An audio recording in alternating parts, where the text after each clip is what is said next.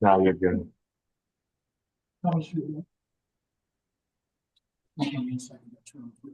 It's on.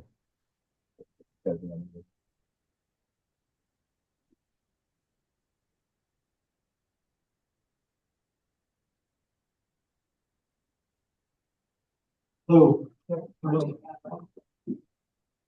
so this drawing, it's really the same on both sides for the most part. Uh, This is basically how we sit down with somebody who's approaching or in retirement. And regardless of the level of complexity or level of wealth, put everybody through this, we help everybody see their life through this perspective. And so as I talk through a couple of things, it may sound like I'm insulting people's intelligence, the level I go to here, but we try to have regardless of level of wealth or complexity, have everybody really understand their world on a third grade level of understanding and then get from there.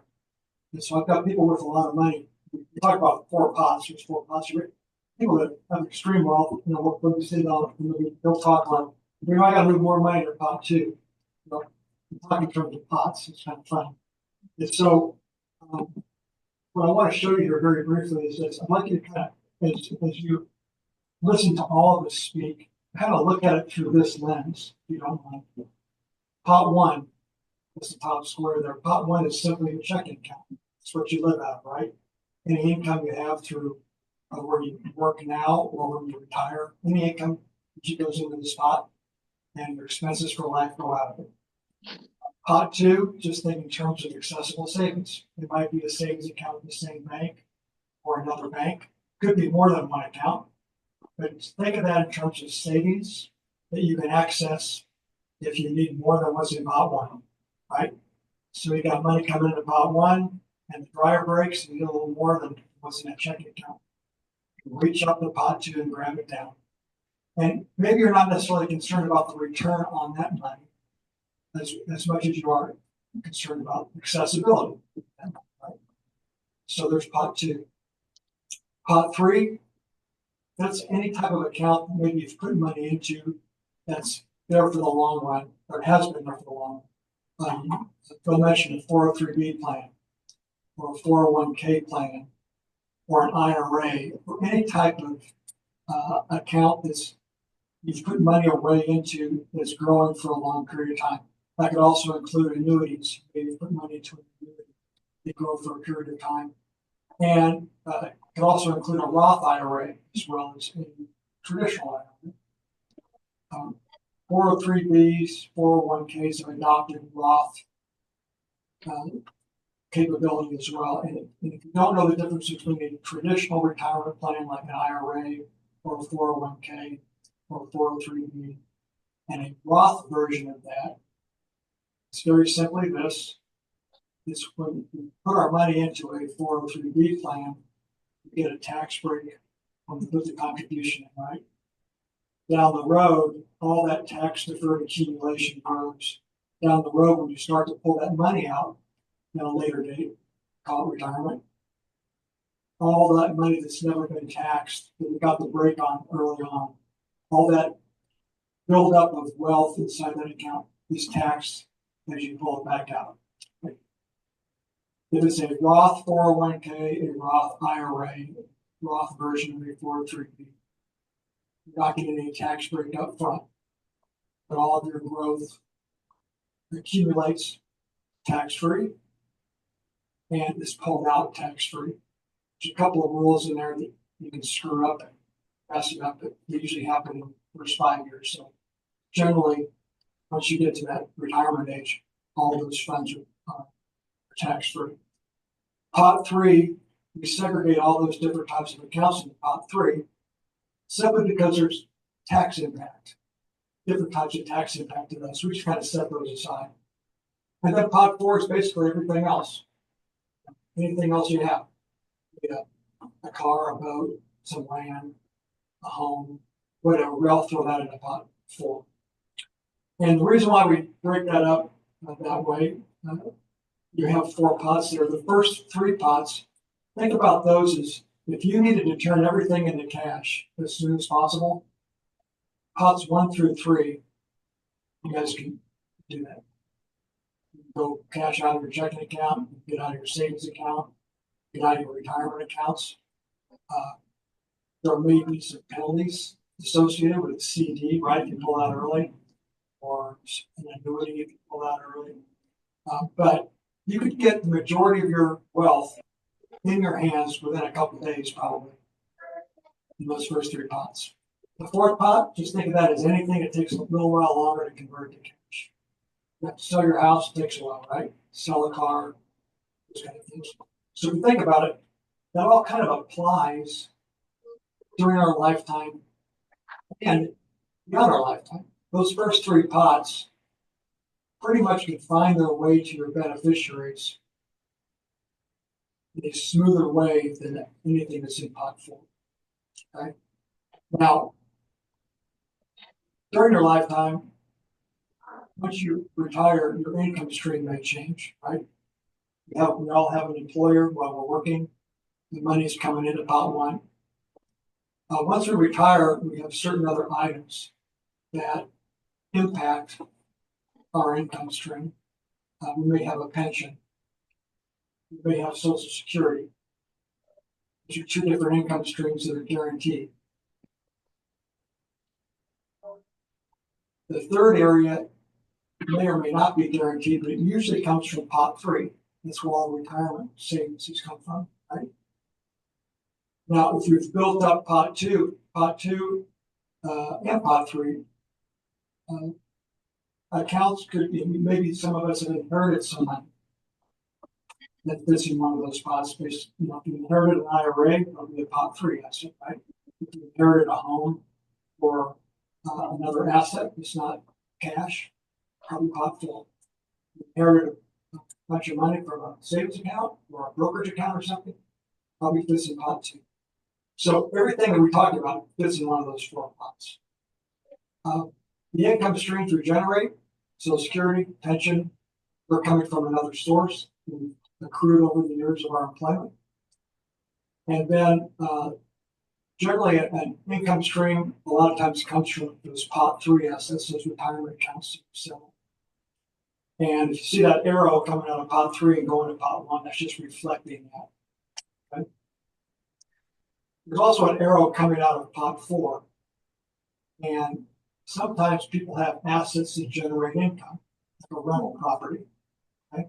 Well, if you think about a rental property, you can't convert that to cash very quickly. It's like a home or a building, right? So, but that's why it's not in pot 4. If you have a business, you're self-employed, my business has a value to it. My wife calls me a nonprofit organization, so I think that it's in pot 4, I'm not sure. But that is an income stream comes out of pot 4, goes into my checking account. So that kind of gives you in a nutshell all of our lives in 4 pots. In order for us to try to assure the outcomes that we want going forward, we try to put our best foot forward, save our money. We do things as prudent as possible, but there's a lot of things out there that are outside of our control. You guys preach this from coming from a slightly different perspective, but it's the same perspective. As the older we get, we realize how much little control we have. And so, as a parent and as a coach and as a mentor, I've always come to my players and my students and my family, and I say, when it's all said and done, we need to get up every morning and work very hard for the 1% we have control of. And we have to get on our knees for the other 99% we don't. And the circle that's around those 4 pots is what else can we do to help assure the outcomes of accumulating some wealth to help provide for us down the road and provide income for us down the road? What else can we do to make sure those things happen. And if life comes in and messes things up along the way, what can we do to help make sure our outcomes are still assured as much as possible? And that's what that circle is all about. And the circle is the planning that's done that we need to, that you should consider possibly doing to align these four pots too. And that's along the way and down the road. And so, and that's where tax planning comes in, and ultimately legal estate planning comes in along the way. It helps assure outcomes for where we are now, in case what is happening health-wise and different things like that. And the tax planning involved, as much as we want to distribute, we want to give money to the government, regardless of who's in office. Our worldview might be somewhat different as Catholics, and there may be ways that we can help align our assets to ensure the outcomes for us and our families that share our worldview. And if someone else has to give funds and distribute them to society, some of the planning we're able to do along the way could help put funds in the hands of people that will distribute our wealth, might otherwise be going to the tax man down the road, to healthcare, distribute it to organizations that share our wealth. And that's what those four pots are down below that circle. That's the big circles of pots is the planning that's being done, and these guys will elaborate more on that. That funnel, four pots go through down to those four squares at the bottom. Essentially, you can fill that in. On one side, obviously, the left box, family and relationships. Close family, whether it's parents, siblings, cousins, etc. Wherever it is that you want your wealth to end up with, whatever's left. This is the estate piece down the road. That red box, I would put in our government. So put government in there. Ultimately, depending on the assets we have, there's different rules in place. Casey will probably chime in on, as well as Dan. The government is on the hook for some of that money as it comes through when we pass away. The other two, the next one is healthcare. Some of those assets may end up going to healthcare indirectly or directly. Obviously, during our lifetime, if we have healthcare needs, some of those four pots could be used up. But down the road, if Medicaid is involved, or there's debts due to healthcare or whatever it is, some of our wealth, even though we don't plan on it, could end up with healthcare. And then the far right is charity, and that is, I just define that as organizations that share my worldview. That's how I view charity. And obviously there's a lot of different ones out there. And so in a nutshell, from a planning standpoint, I help our clients see things in this way. Help them look at it in this perspective. And then, we have a conversation like we're having today about, how do you want things to play out? Where are you now? How do you want things to play out? And then we look at all the good work that they have in place to try to get there. And then we look and see if there's any gaps between what they're hoping that takes place now and down the road versus all the planning and that. Would you include like the final expenses of the coffin, the cemetery plot under the healthcare area, those final expenses that might be? That's a good question. So I think might as well beyond that. So in other words, I guess the way that this has been drawn up, as that goes through that funnel is sending the money down. In that funnel, that is really where the legal planning process plays out. And you're defining in those documents possibly how you're going to take care of that with your remaining wealth. And so When you brought that up, I think I have to paint my picture a little differently now. Put that in there. That's exactly right. Does that make sense? In other words, when you die, before that money reaches those four pots, there's going to be some final expenses. Okay. Obviously, you know, when we're looking at our clients, we're planning for them, we're looking at where they are now, all the good work they have in place, see what gaps are left. I send a lot of business to these guys because they're the key guys in assuring outcomes and helping protect wealth. I help grow wealth. I help manage it. You know, on three, you know, once funds are become available, once you retire, a lot of times we take over the management of those funds in a manner that's consistent with the planning we do. That's kind of how we do things. To the extent that insurance and investments and annuities and those type of things are a fit in the planning process, help assure outcomes. We go, once we provide clarity in the planning process, we go out and go shopping for what makes sense to align, you know, with our pots. Sometimes things stay the same. You know, sometimes people like things that they're already in and they stay the same. That's kind of my role in this process. And I bring to the table these guys, you know, to the extent that they're needed. In the same way that their investments in their income streams may already be up in good shape, the legal planning might be in good shape, right?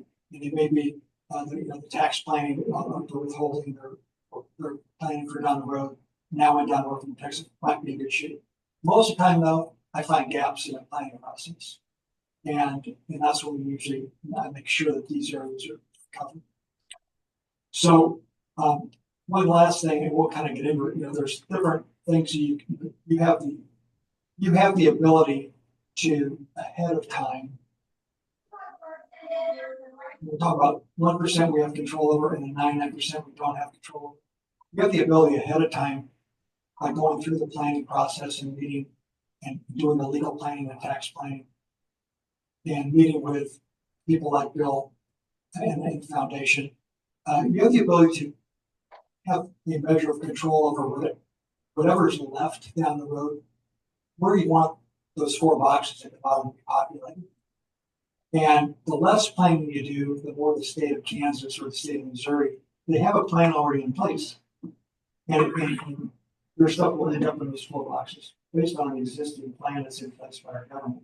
So we have an opportunity to really help, you know, not only take care of your own provision, but to extend it something that's going to have a legacy that's going into those boxes. That being said, I'm going to kind of let you guys go into how we want to do it, and then if you look at it through this lens, it might help you understand, you know, what makes sense in the planning. Whatever you want to do. All right. Never give a lawyer a microphone. You may not go back. So I want to talk today about I call them the essential 6 documents. You got one of these in front of you on like the 3rd or 4th page. There, it'll show this page here. It's got on the left side, it's got 6 documents that are listed. And I think these are the 6 main tools that we use when we're talking about estate planning and doing legal planning.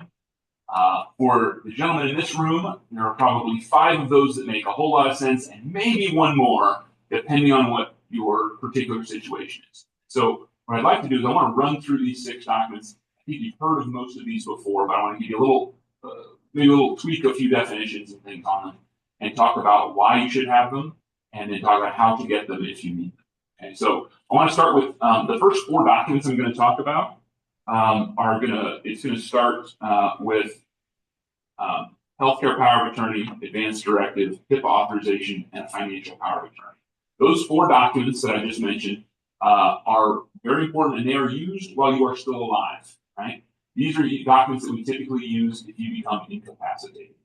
And so as we get older, if we're in the hospital, if we need somebody to make decisions for us, we need somebody to help us manage our finances, we have to have those documents in place. If we don't have those 4 documents in place, then someone has to go in front of the judge in a county where you live and tell the probate judge, hey, This person's incapable of making decisions and do a guardianship or conservatorship for them, right? And so we need to have documents in place where you've chosen people to help make those decisions. First document I want to talk about real briefly, healthcare power of attorney. I think we've probably all heard of this one before. This is simply a chosen person that can make decisions for you in the hospital if you can't make those decisions yourself. You can respond to the doctor in a meaningful way. We don't need this document yet, right? It's there as backup.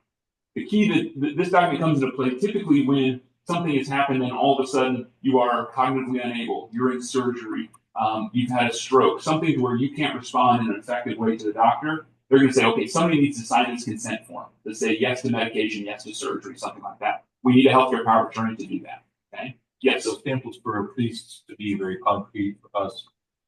More than likely a sibling or a niece or nephew or someone like that. Are there priests that have other priests or yes, chancery staff? For sure. Some will name the chancellor or the EG. And then that way it doesn't have to change in the sense of. It's not a person, it's an office. You can do that so long as we've cleared it with them first. I would say you want to talk to whoever you're going to name first, just to make sure they know, and preferably that they have a copy of whatever that document is, so that they reviewed it beforehand, so they got to call it out of the blue, right? But yes, you can absolutely do it.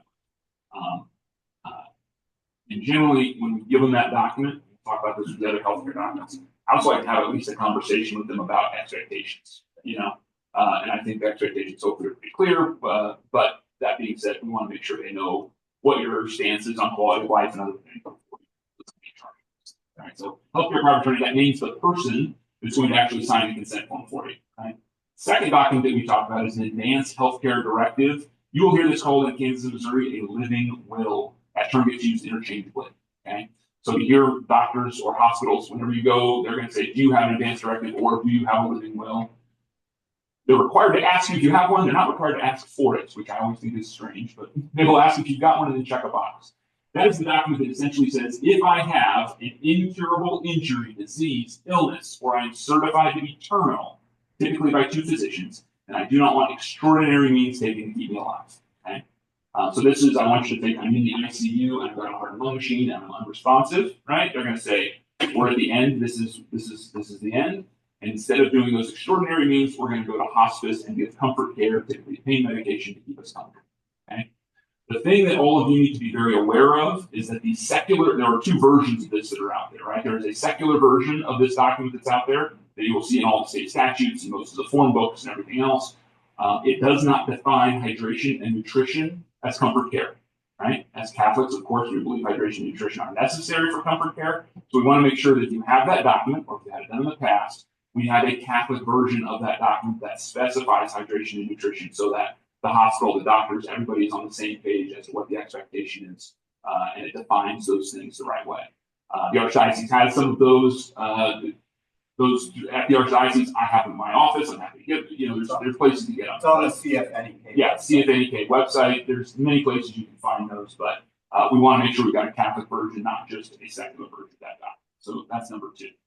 Third healthcare document I always like to see out there as well is a HIPAA authorization form. So HIPAA is a privacy disclosure law that came in for medical records back in 2005 or so is when it kind of became most popular. A HIPAA authorization allows trusted individuals to be able to get healthcare information about you, even if you're not incapacitated. And so the benefit to this is sometimes the healthcare power of attorney only takes effect when you're fully incapacitated. So you might be in a hospital and in a coma, okay, healthcare power of attorney is in charge. It's typically one person. They can sign off for things. A HIPAA authorization, you might name nieces, nephews, siblings, friends, brother priests, etc. You can name a whole bunch of people on that list. And if any of them call the hospital and say, "Hey, how's Father doing?" they will be able to answer you, right? If not, that's private medical information. If you don't authorize that person, they can't talk about your medical information, right? So the nurse and doctor will say, "I'm sorry, I can't disclose that." So if you've got HIPAA authorization, you can authorize more people to at least get that information about what's going on, which we always think is very helpful. So those are the three medical documents that I think, frankly, if you're 18 years old or older, you should have those. If you don't have them yet, we should talk. We'll get them for you. Yes. So most healthcare providers get that information when you go to see them. Yes. Are you suggesting that we should have an overall document to cover providers that we have been used? Excellent question. Yes. And the reason for this is that when you go to a provider, you go to your cardiologist, you sign off, basically a HIPAA authorization, says who am I allowed to talk to, right? And you'll put 3 or 4 names down. The problem is that that one at the cardiologist's office will work at the cardiologist's office, not at the neurologist. It won't work at the hospital, it won't work at your general practitioner. You have to do it at each one. And so if you get into a situation where there's an emergent situation, and let's say you're at St. Luke's and they transfer you to KU, the stuff you signed at St. Luke's doesn't transfer to KU. That makes sense. And so we want to make sure that we've got universal HIPAA forms so that those folks have it available to them at any time. It just makes life much, much easier, quite frankly. And I will tell you, even if it's on file with particular hospitals and things, I like people to have copies of them either in their glove box, paper copies, or on their cell phone as electronic copies, because hospitals, in my experience, have a very hard time finding these documents when you ask for them. So I'm a cancer survivor from about 10 years ago. I would go to chemotherapy 3 times a week. They would ask me every time if I had an advanced healthcare directive. I would say yes. They couldn't. I gave them 30 copies of this document over the course of a couple of months. It's just one of those kind of crazy things with how records work. So I like you to have, there's the way I always talk about it is there's things you know and there's things you can prove. I only deal in things I can prove, right? I know I have one of these documents. I can prove it if I have a copy.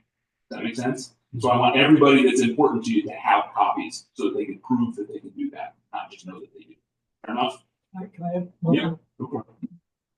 This is, that's the importance of what you're talking about is our clients have a called a private planning portal where they have, they can see their 4 pots in numbers, and they can see their balance sheet, they can see their income game plan, et cetera, et cetera.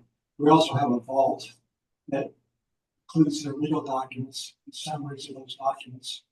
Most important documents that are in that portal are the documents he's talking about for their lifetime. The main reason we have it, Casey's point, is that sometimes they're not accessible, they're not available, but they can go to this portal or contact us, and we can ship that universal HIPAA form from the power of attorney to the hospital if we get in a wreck in Colorado or Utah or something. So I just wanted to give you kind of a practical example of how it applies with us. For sure. All right, so those are the 3 healthcare documents we always talk about. The 4th document I want to talk about, also for incapacity purposes, is a financial power of attorney. Again, this works like the healthcare, except on the money side, right? So this is a trusted individual that can sign checks, pay bills, talk to your credit card company, do those kinds of things on your behalf if you can't do it. Okay. Couple quick things about power of attorney that are maybe misconceptions that are out there. Number 1, a power of attorney is only valid while you're alive. Okay. So if you have a power of attorney, you say, well, I'll give power of attorney to my niece or my nephew or somebody, and then when I die, they can just go to the bank and take my money from there, and they'll know what to do. That doesn't work. Okay. Power of attorney is only valid while you're still alive, so it doesn't work after you pass away. We need some other mechanism in place. We'll talk about that in just a second. The second misconception about powers of attorney is that there are 2 kinds that are out there. There's a springing power of attorney, meaning it springs into action, if you will, when you become incapacitated, right? So you're walking around healthy, it doesn't do anything. If you become incapacitated, then it springs into action, and whoever you've put on that list can access your finances and write checks and pay bills.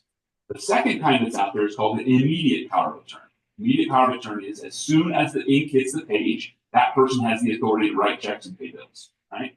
My preference is maybe counterintuitive to what it sounds like when I explain it that way. My preference is always to have an immediate power of attorney rather than a springing power of attorney. The purpose behind that is, if we've got a springing power of attorney, we're relying on some third party that you have never met before, saying whether or not your family or friends can help you if something happens, right? Because we need a doctor's note that basically says you're incapacitated.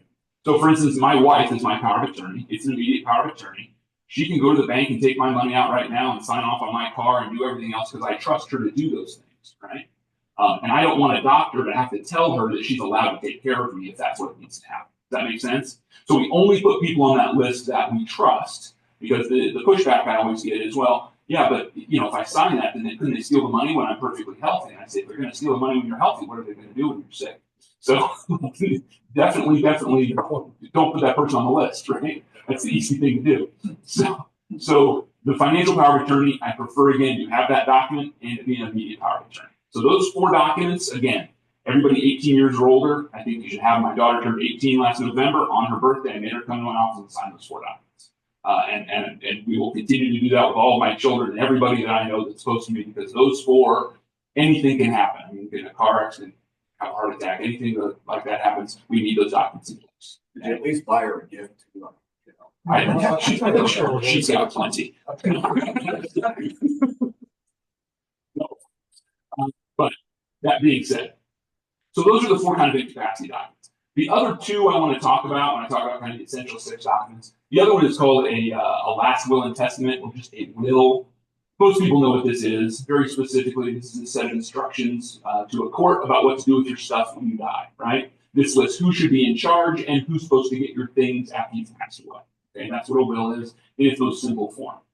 A couple things about a will. 1, they're typically very simple and very easy to use. They're kind of set it and forget it. 2, bad thing, typically wills need to go through a probate process in order to distribute assets, okay?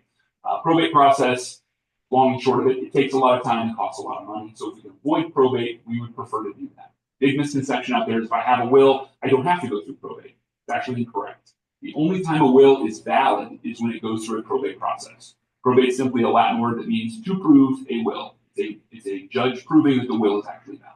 Okay, that's the process. So in order to avoid that probate process, if you have a will, what we want to see on most of your assets is we want to have direct beneficiaries listed.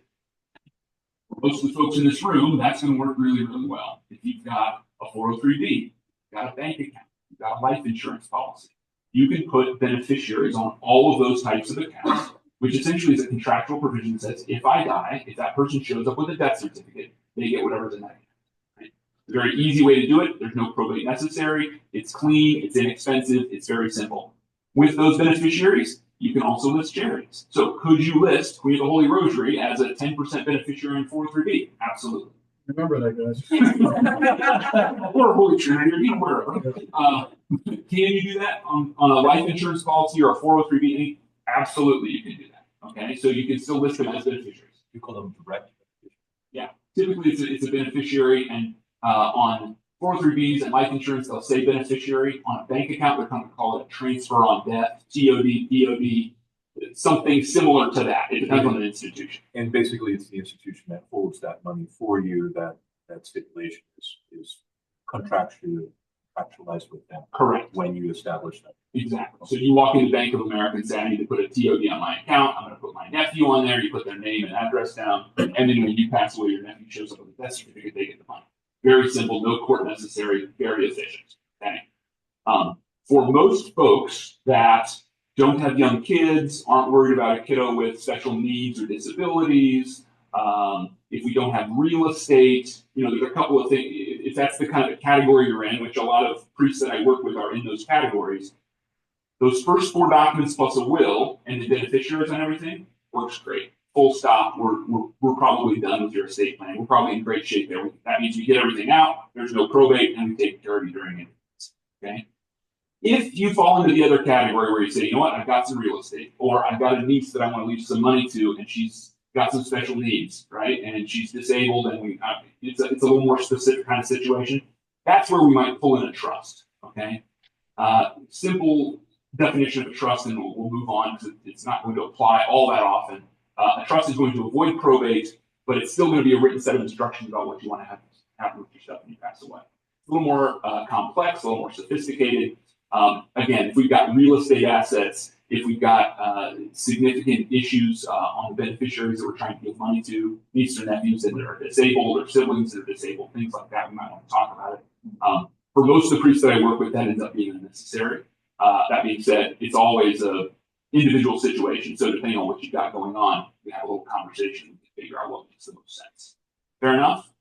So top 4 documents for sure for incapacity, a will after you've passed away, and the beneficiaries are going to cover you 99% of the time. Want to talk taxes? Sure.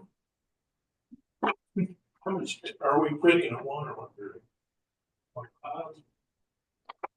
of the questions. I think we're aiming for one. Okay. I'm Dan Hutchins, CPA, personal financial planner. I sold my practice about 5 years ago. I continue to do some tax work. I currently at Craziness Intuit. So I'm a TurboTax expert. So if anybody here uses TurboTax, you call in, you can ask one. Work with a group there that does clergy for a long time. It's very complicated. There's all kinds of misconceptions, questions about it, and different religions do it different ways. I always joke that I had a lot of Protestant ministers that wanted me to do their tax return because they were making lots of money writing books and giving speeches, and they wanted the Catholic boy to do it, so how much they would. On the other side, over the years, I had a lot of Jewish clients for the same reason. They didn't trust everybody in their community, so if they had a business that was successful, they wanted to go to a Catholic CPA, so he didn't tell anybody how successful the business was. Or the other side of it, how bad it was, because they wanted everybody to think that they were doing it. But with that, over the years, I have worked with tax returns and people, and one of the projects I worked on, and I'll just cover it briefly. Bill doesn't particularly like this topic, but I like people to use the 1040 as a planning tool. This time of year is a great time to do it because you get your 1040 on your finances in front of you.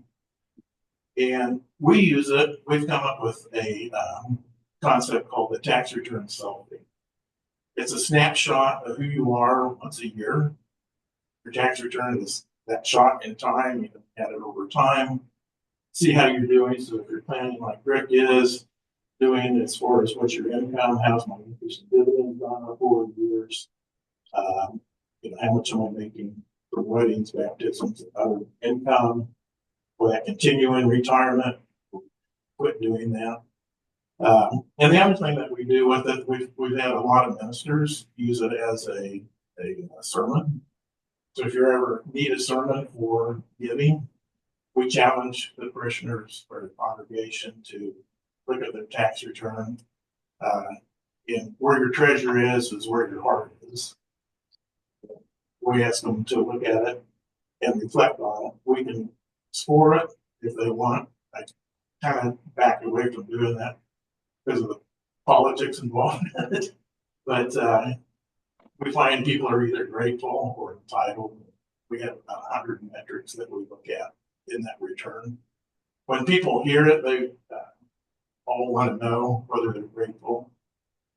Just everybody wants to be grateful, nobody wants to be entitled, but it is a great way to talk to your parishioners. There's always a lot of questions on the housing allowance. I'm sure we'll have some today, but everybody got this sheet that shows the benefits. And in the benefits amounts, if you look under the pension, there's $1,500 a month at age 70. And how that will be reported to you, $1099 from will come out as a retirement distribution. Box 1 will be a gross amount. If it's the $1,500, $1,800 a month, then box 2A, which is the important one, is the taxable amount. And most of them that I see come out undetermined. And the reason they leave it undetermined because it depends on your housing allowance.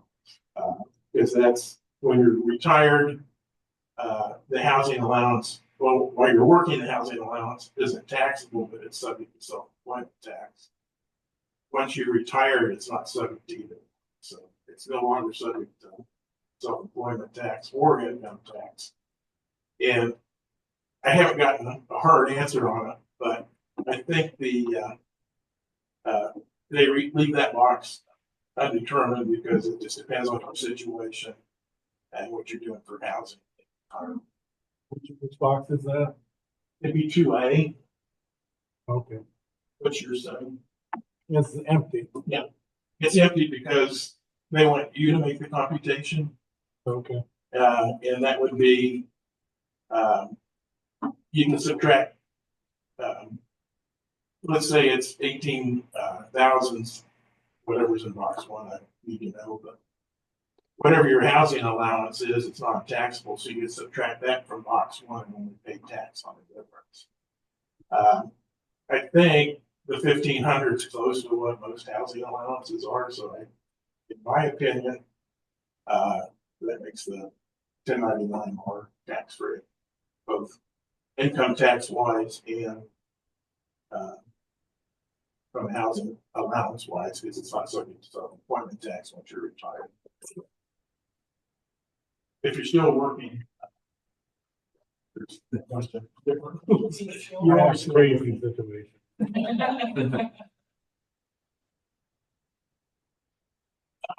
Everybody got a sheet on donor advised funds. I absolutely love them. It's one of the best tax tools out there. I've used them for a number of years with our clients when I have people come in, pick up their 1040. There's 2 times that we talk about year end when they're trying to do the tax planning, and then at tax time, April 15th, when they're picking it up and they have to write a check. Always ask, have you done everything you can, taken every deduction? So I'm paying the lowest amount of tax. And if they don't have a donor advised fund, I tell them, no, we haven't. I've told you every year, open a donor advised fund, you haven't done that. And to me, that is the best tax tool out there. So we open about 10 to 15 donor advised funds on December 31st and April 15th. I don't open any more than once a year.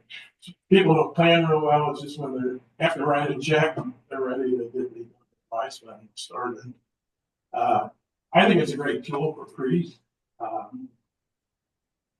For the same reason, if you can see some of the benefits on here, but you turn it to the back and there's you make a gift to it, you could deduct it. But most priests don't itemize, so that deduction's not worth a whole lot. But what you can do is this is your own foundation. It's in your name. When you open one up, it will be your name foundation. We have the Hutchins Family Foundation. It's just a donor advised fund. We make contributions to it. Anyone can make a contribution to your fund.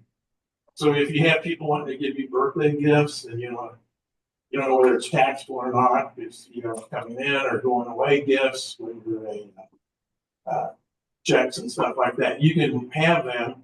Just tell them, write a check to my donor advised fund instead. I'd rather just have it in there so that I can accumulate assets inside my donor advised fund to give contributions after I'm retired.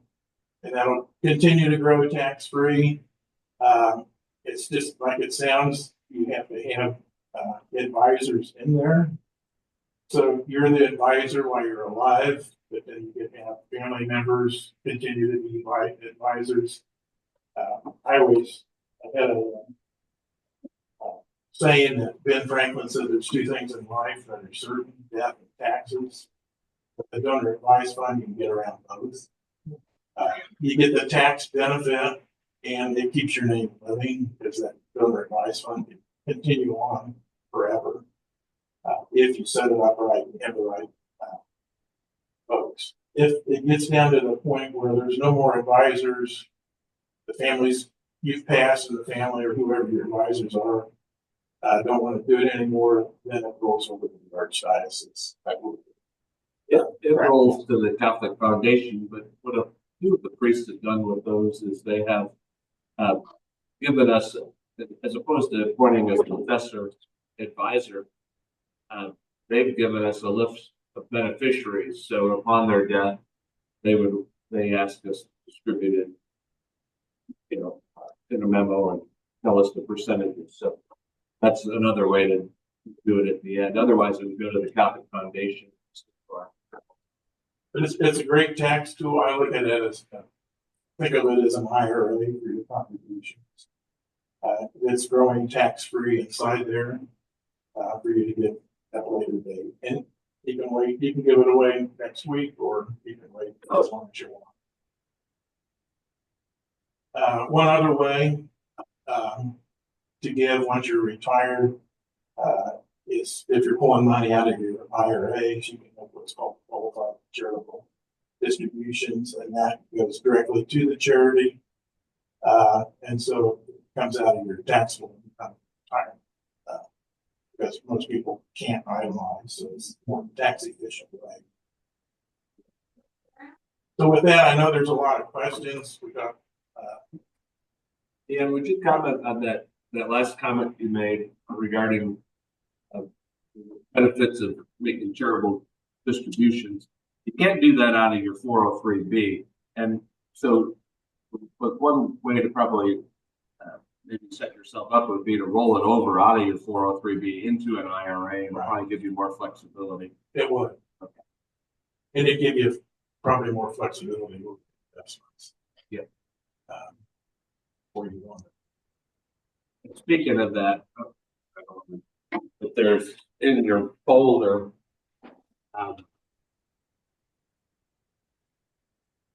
there's information, return information about all the funds that are available through your 403B. So I know Rick may have some further knowledge about those if you have questions afterwards, because he sits on the committee, I think, that helps choose those. But this is the report that was given at the Archdiocese Finance Council the other day. So we thought that would be nice for you to have those. For those of you that are online, we'll mail this stuff to you later in the week here. So There's a new tax bill coming down the line. Nobody knows what's going to be in it yet, but it's supposedly our tips will be tax free. So I suggest everybody have a sign in their office.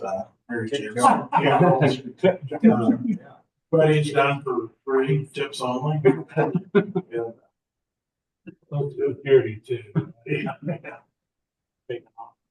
Well, it has a certain income. It already pretty much is. In Kansas? Yeah, this year.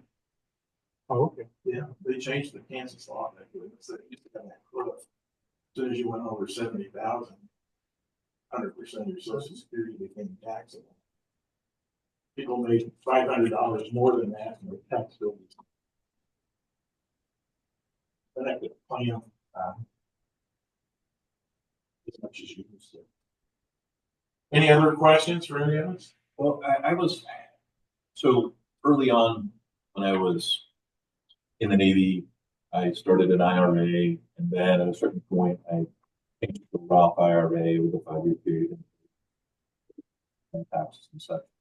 But I heard through conversation amongst brother priests, like, well, don't worry about a Roth IRA because something about us as priests, some minimum amount or something, and it's really not going to benefit you at that point.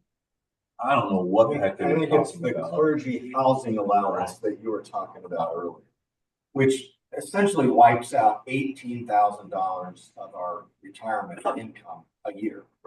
And so that would put most of us tax-free or at a such a low tax rate that it's not a great concern about pulling IRA assets out at that time, because its tax would be so low because of that special clergy housing allowance.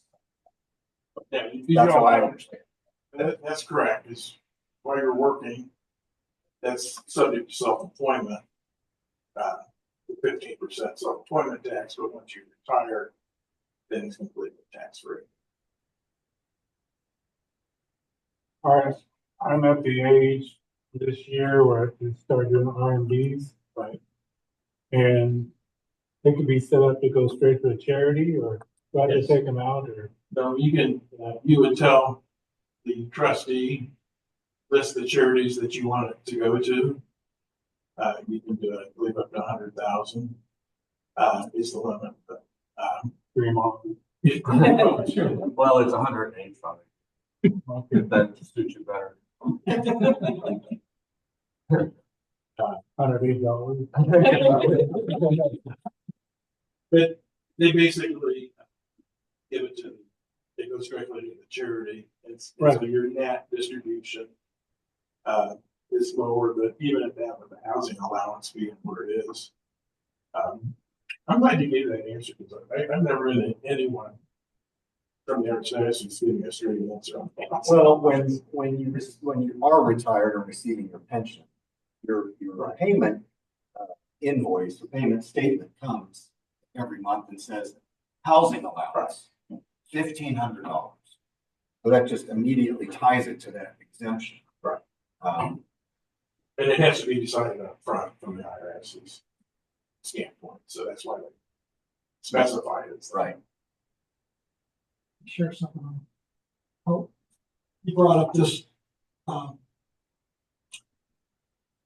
series of funds that you guys are investing or going through me. I just, want to tie into what you were saying on the charitable side.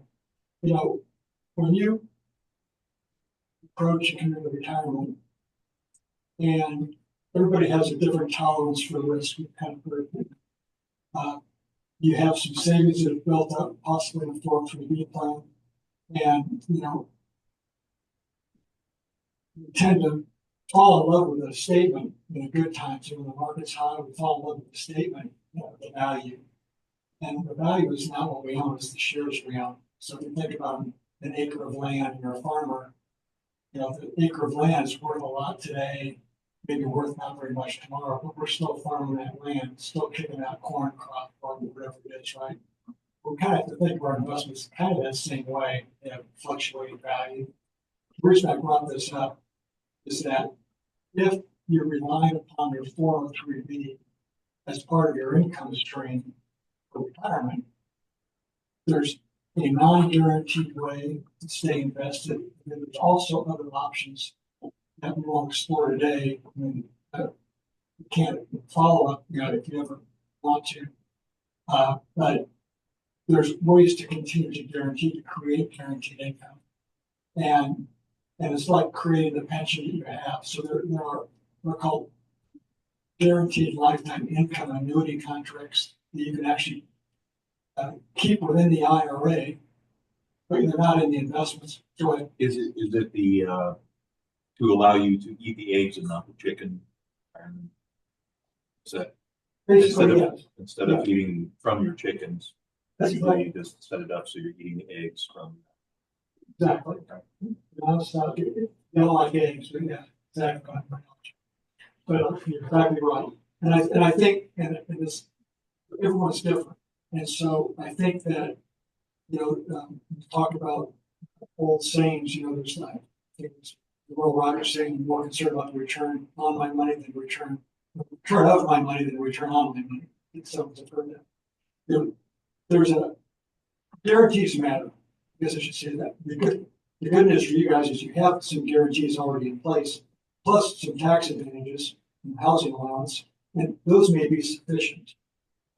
But there's some people that may lose sleep at night, fall same way you fall in love with your statement. You know, it's not always going to be the way it's been the last 20 years. One example I'll just mention to you is the S&P 500 index, the 500 industry leaders of our country. If you look back in year 2000 to today, you know, the average, let's just say, is in the neighborhood of 9 to 10%. Okay, that's the average return you would have left your money in the S&P 500 for that period of time. Well, if you were to do a projection of your income and growth at 9 to 10% every year, get a certain number and you pull your income out, look at it, that looks great.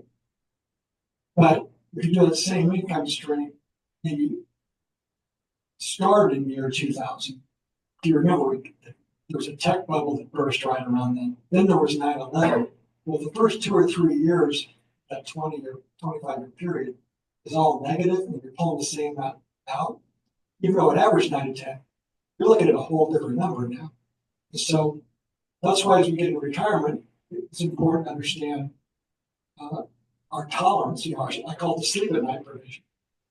You know, what type of outcome do we want?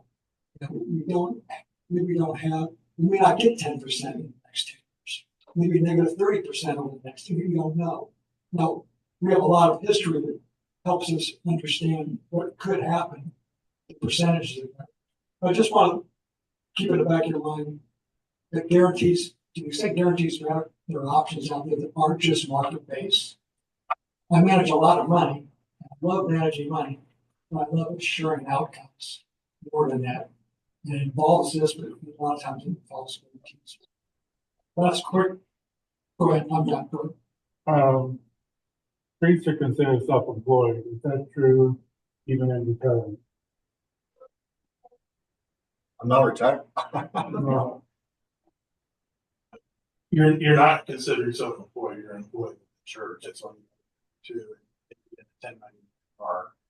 The self-employment income comes from the weddings, all of the other income that you would put on You Schedule sure? C. Yes. And the So- housing allowance that you have, the reason they put 0 on your 1099-R Right. is, if your actual expenses are higher than that, you can exclude more. Right. Or if they're not as much. I understand that.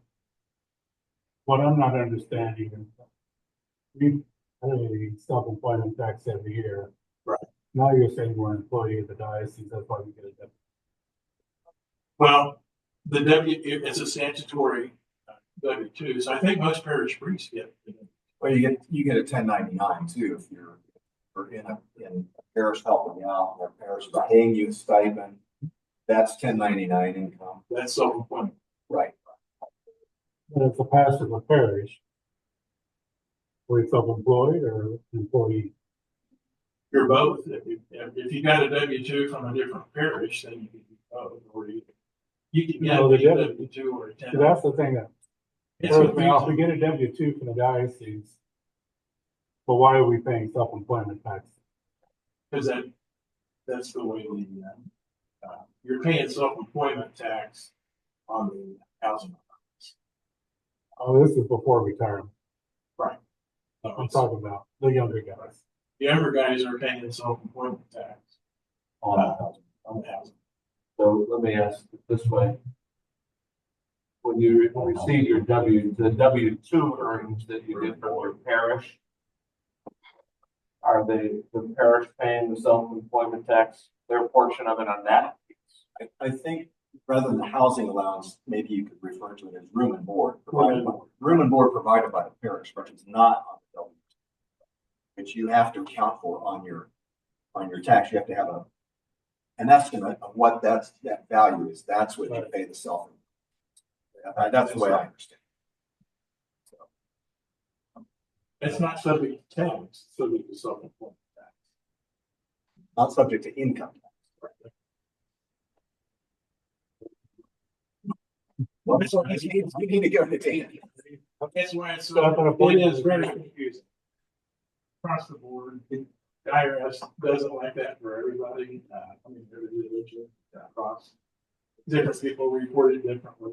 For priests, it's very important to have CPA or an accountant or tax preparer who knows the clergy life, who knows everything that pertains to a Catholic priest. So, Okay. my guy does, and he does several other priests. That's the Archbishop's taxes. But I know you all used to do Monsignor Applegate's taxes, and We did about Yeah. 40 with them. so. I have a question. Since I retired, I have a question on the difference between a 403B and a 401K. Because our lay employees are in a 401K plan. right. Our priests are in a 403B plan. And I never understood the difference and why they would have set up, this is before I was, why they would have opted for a 403B for priests rather than a 401K. I think it's an IRS requirement because their diocese. Nonprofit, but they have a 401K for lay I employees. know. So, okay.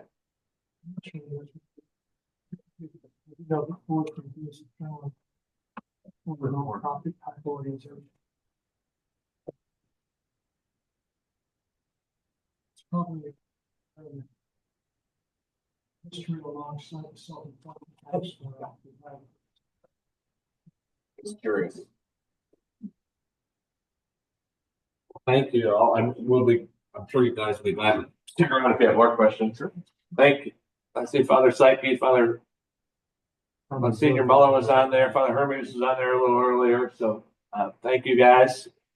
If you have any questions, we'd be glad to put you in touch with these three gentlemen. Call the foundation office. We'd be glad to set that up for you. Thanks for having us. Thank you. Thank you. Thank you.